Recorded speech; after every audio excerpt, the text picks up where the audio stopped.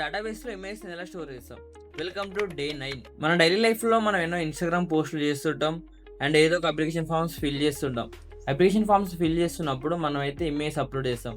అంటే లైక్ మన పాస్పోర్టో కానీ ఏమన్నా డాక్యుమెంట్స్ కావాలంటే మన ఇమేజ్ ద్వారా అరెస్ పీడిఎఫ్స్ ద్వారా అయితే మనం సబ్మిట్ చేస్తుంటాం. సో ఈ డైరెక్ట్ డేటాబేస్లో స్టోర్ అయితే ఏమవుతుందంటే డేటాబేస్ సైజ్ అనేది ఫాస్ట్ కంప్లీట్ అవుతుంది. ఎందుకంటే మనకి ఇమేజ్ ఏమో 1-2 MB ఉంటాయి, ఇంకా 15 MB దాకా ఉంటాయి.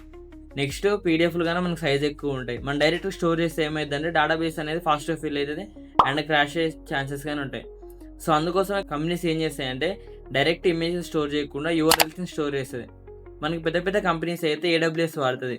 బట్ మన చిన్న చిన్న ప్రాజెక్ట్స్కి అయితే క్లౌడినరీ అని ఉంటుంది. క్లౌడినరీ అంటే ఏం లేదు, మనం ఇమేజ్ ఇస్తే మనకు ఒక URL అనేది రిటర్న్ చేస్తుంది. మనం వాళ్ళ క్లౌడినరీ యాప్ని మన బ్యాక్ఎండ్ ఇంప్లిమెంట్ చేసుకొని మనం వాళ్ళకి మన ఇమేజ్ సెండ్ చేస్తాం. వాళ్ళు ఏం చేస్తారంటే వాళ్ళకి URL రిటర్న్ చేస్తారు మనకి. అంటే ఇమేజ్ ఒక URL రిటర్న్ చేస్తారు వాళ్ళ డొమైన్తోని.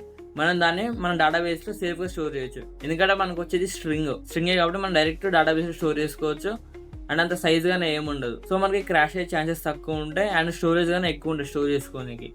సో అందుకోసమే ఎప్పుడైనా మీరు అబ్జర్వ్ చేసినప్పుడు కూడా మన అప్లికేషన్ ఫామ్ ఏదైనా ఫిల్ చేసినప్పుడు బిలో 10 KB బిలో 15 KB అనే ఉంటుంది. ఎందుకంటే డేటాబేస్ క్రాష్ కాకుండా అండ్ డేటాబేస్ ఫాస్ట్గా ఫిల్ కాకుండా ఉండడం కోసం అట్లా యూజ్ చేస్తారు.